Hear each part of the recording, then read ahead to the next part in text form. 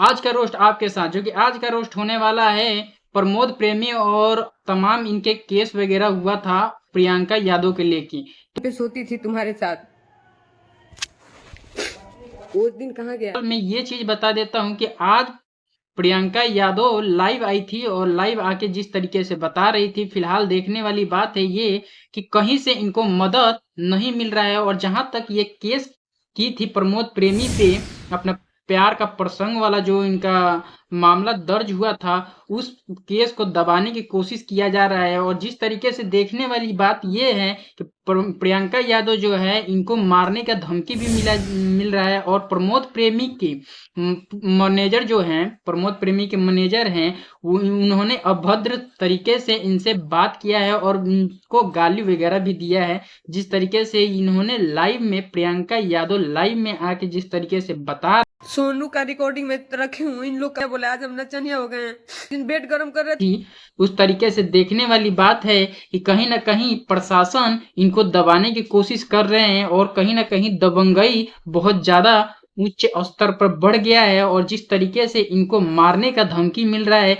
देखने वाली बात है कि एक एक्ट्रेस जो कि प्रियंका यादव प्रमोद प्रेमी के साथ 12 साल से काम कर रही थी, फिलहाल उनको पता लगता है कि प्रमोद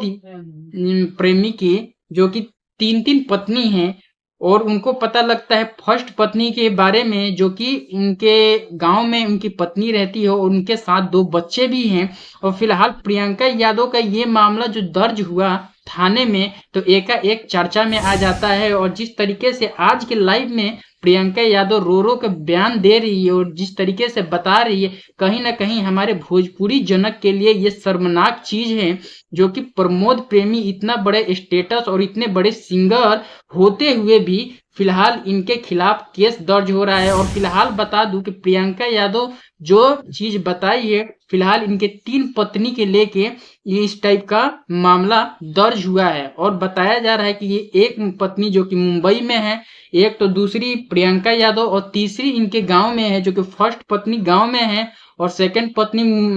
ये प्रियंका यादव हो, और थर्ड जो है ये महाराष्ट्र जो कि मुंबई में रखे हुए हैं। और जिस तरीके से ये मामला आगे बढ़ रहा है,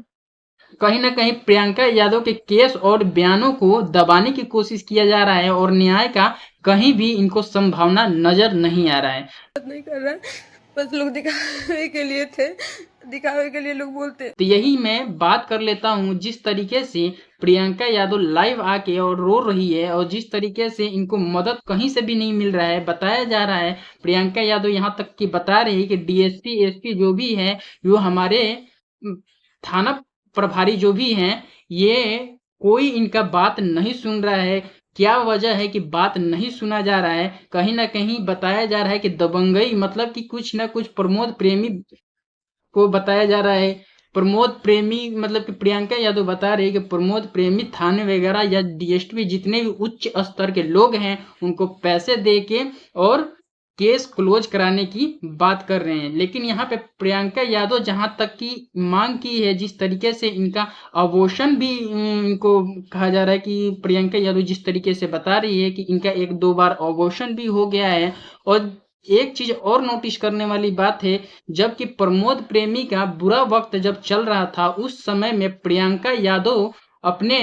बलबूते पे अपने डांसिंग क्लासिंग से लेके जो भोजपुरी जनक में अपना प्रदर्शन दिखाया था और प्रमोद प्रेमी का स्टारडम बचाने की कोशिश किया था। वहीं पे देखने वाली बात है कि जिस तरीके से प्रियंका यादव को आज कहीं से भी मदद नहीं मिल रहा है। बड़े बड़े लोग पहले, सुख होता है, यहीं पे बता देता हूँ कि सुख होता है तो हर कोई साथ देता है, लेकिन दुख जब आता है तो हर कोई साथ छोड़ने लगता है। यहाँ पे देखा जाए तो प्रियंका यादव बहुत ज्यादा मुसीबत में है और यहीं पे प्रियंका यादव को कहीं से मदद नहीं मिल रहा है। फिलहाल कहने वाली बात है कि इनके घर के बिजली तक को कटवा दिया गया है और यहीं पे प्रियंका यादव लाइव में बता रही है कि बिजली तक घर का कटवा दिया गया है, जहां तक कि इनका मोबाइल भी चार्ज नहीं हो पा रहा है। जिस तरीके से ये लाइव आई है तो कह रही है कि 2-3 दिन में इन्वर्टर से चार्ज करवा के, इन्वर्टर से मतलब कि मोबाइल चार्ज करवा के उसके बाद में लाइव आई हूँ। तो देखने वाली बात है कि किस तरीके से चरम सीमा पे जो कि दबंगई बढ़ चुका है, और वहीं पे प्रियंका यादव इस तरीके का बयान देते हुए नजर आ रही है और लाइव में आके जिस तरीके से रो रही है, कहीं ना कहीं इनको न्याय नहीं मिल रहा है। फिलहाल मैं बता दूं कि 2-2.5 महीने हो गए हैं इस केस को लेके, और ये जिस तरीके से केस जो कि